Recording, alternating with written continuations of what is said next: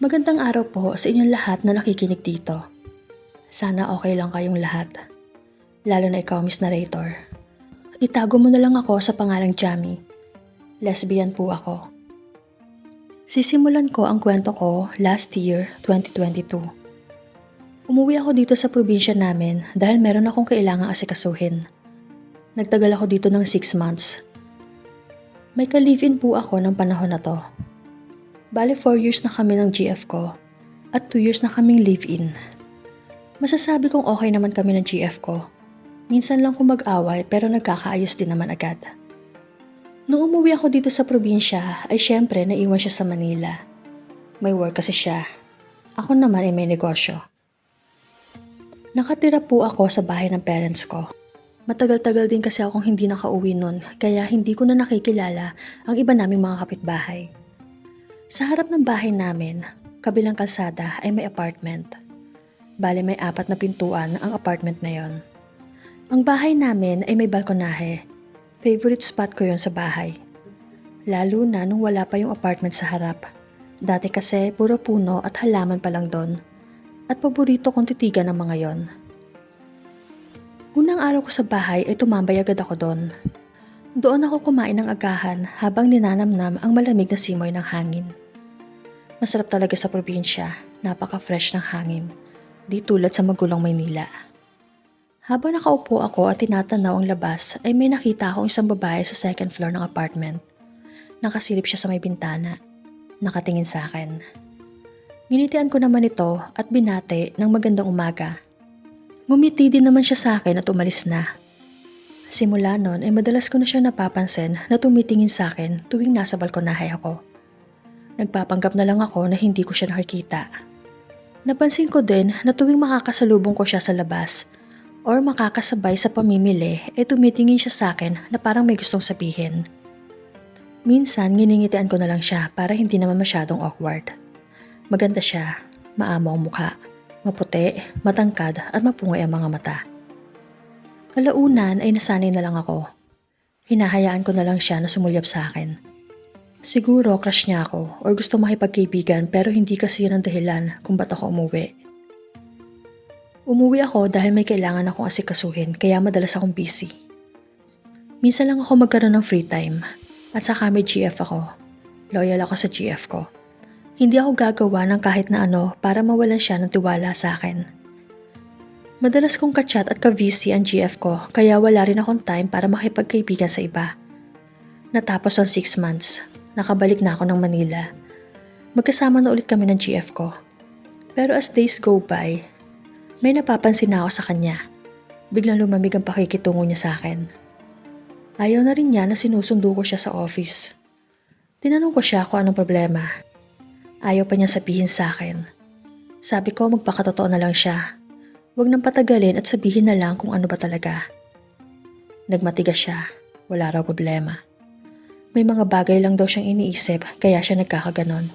Pero ayaw din naman niya sabihin sa akin kung anong iniisip niya.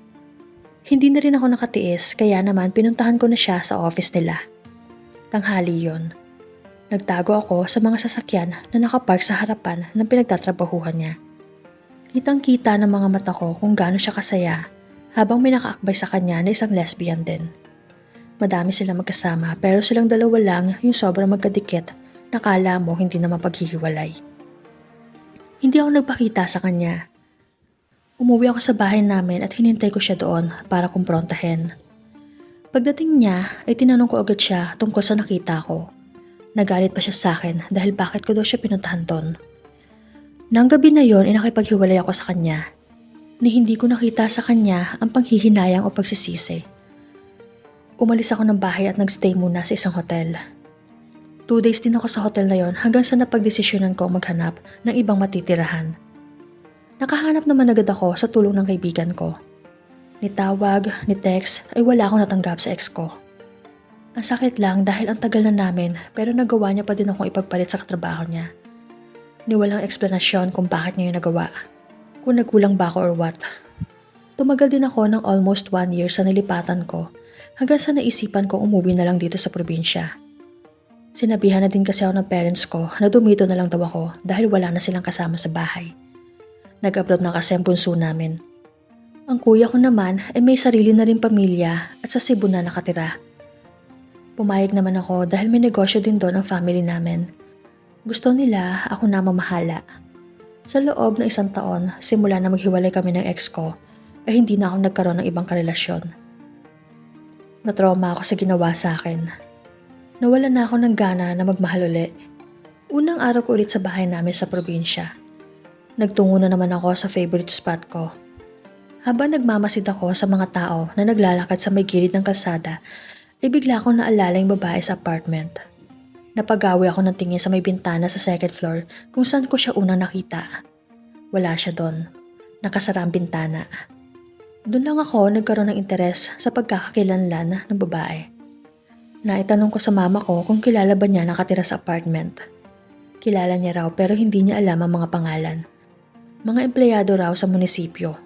Bale 4 pala sila nakatira doon, mga babae lahat. Taga-ibang bayan, dito sa amin nakahanap ng trabaho kaya nagsama-sama na lang sila sa iisang apartment. Kinagabihan, habang nakatambay ako sa balkonahe at nagtitingin sa Facebook, ay napansin kong bumukas ang ilaw sa second floor ng apartment ng babae. Nakita ko ang figura ng isang babae na papalapit sa bintana upang buksan ito. Nakatingin ako at inaabangan kung siya ba ang makikita ko. Pagbukas ng bintana ay siya nga ang bumungad. Diretso ang tingin niya kung saan ako nakapwesto.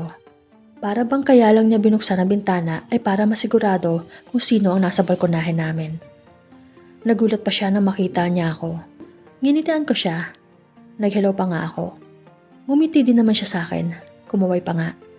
Kala mo close kami samantalang hindi naman kami nagkaroon ng kahit anong pag-uusap nung umuwi ako dati. Simula noon tuwing umaga kapag nasa balkonahe ako, ay madalas ko na naman siya nakikita na sumisilip sa akin. Hindi naman creepy ang dating niya. Malalaman mo naman yon kung may masamang balak o wala. Mga ilang weeks rin ang lumipas hanggang sa isang araw. Linggo yon.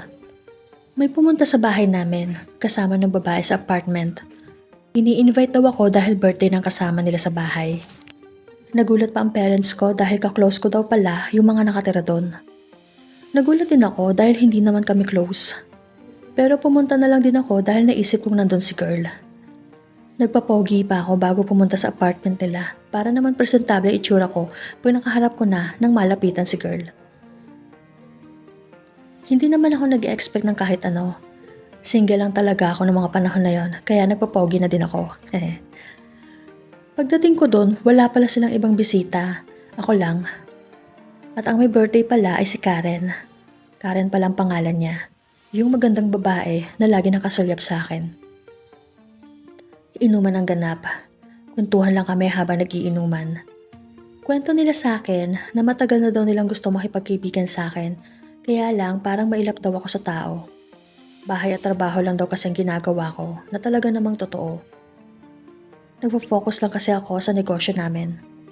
Sinabi din ni Abby na crush daw ako ni Karen.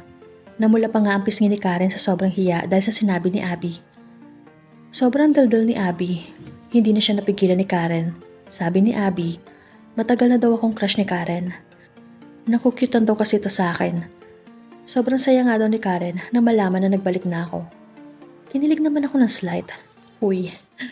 Habang nagkikwento si Abby ay napasulyap ako kay Karen. Nahuhuli ko siya na nakatingin din sa akin pero alam kong hiyang-hiya na siya sa mga nangyayari. Sa mga pinagsasasabi ni Abby. Naikwento ko din sa kanila ang nangyari sa akin at sa ex ko. Sinabi ko rin na hindi na ako babalik sa Manila at dito na ako for good. Nagkabigayan kami ng Facebook account pero kay Karen ako sobrang interesado dahil crush niya ako. Naging madalas ang pag-uusap namin ni Karen sa Messenger. Naging hobby rin namin ang mag-uusap sa Messenger habang nakadungaw siya sa bintana at ako naman ay nakatayo sa may balkonahe. Di ko akalain na mas magiging maganda pala ang view ko ngayon. Kesa dati na puro mga puno at halaman ang nakikita ko sa tapat ng bahay namin. Muling sumigla ang puso ko dahil kay Karen. Simula na maghiwalay kami ng ex ko ay hindi na ako nangarap na magkaroon ng bago. Pero nang dumating si Karen sa buhay ko ay parang bigla akong nagkaroon ng bagong pag-asa. Nagkaroon ng bagong kahulugan ng buhay ko. 2 months pa lang kami ngayon. Alam kong madami pong pwedeng mangyari. Mahaba pa ang panahon para sa aming dalawa pero ready ako. Alam kong pangmatagalan na ito dahil nagawa nga niya maghintay ng ilang taon para sa pagbabalik ko, di ba? Sapat na yon para maramdaman kong mahal niya talaga ako. Matino naman akong tao. Hindi ako nananakit ng partner at lalong hindi ako babaero. Gusto ko lang din samantalahin itong pagkakataon na batiin ng happy second monthsary ang GF ko si Karen. Love, maraming salamat dahil dumating ka sa buhay ko. Ikaw ang pinakamagandang nangyari sa akin ngayong 2024. Sana hindi ka magsawa na mahalin ako. Gagawin ko ang lahat, makontento ka lang sa akin. Mahal na mahal kita. Hanggang dito na lang po, Miss Mara.